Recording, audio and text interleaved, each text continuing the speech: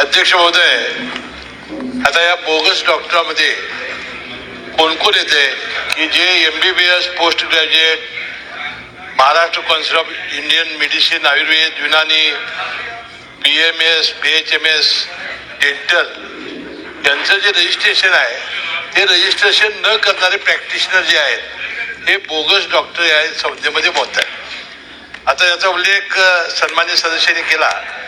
2015 ते 2026 पर्यंत अशा 89 आपल्याकडं गुन्हे दाखल झाले. त्यामध्ये त्यांनी सांगितलं की उपळाई ठोंगे तालुका बार्शी येथे तानाजी नरहरी सुतार या एका तरुणाचा मृत्यू झालेला होता आणि त्याबद्दल FIR केलेली असून आता ती कोर्टामध्ये न्यायप्रविष्ट आहे. आता यामध्ये आम्ही एक समिती नेमलेली होती. यामध्ये आता शिक्षा काय काय आहेत. नॅशनल मेडिकल कमिशन मार्फत याच्यामध्ये त्यांनी सुचवलंय की अनाधिकृत वैद्यकीय व्यवसाय करण्याला 1 वर्षपर्यंत कैद किंवा 50 लाखापर्यंत दंड. महाराष्ट्र मेडिकल प्रॅक्टिशनर अधिनियम 33 अन्वये 2 वर्षपर्यंत किंवा 10,000 पर्यंतचा दंड आणि नंतरच्या गुन्ह्यासाठी 10 वर्षापर्यंतची कैद.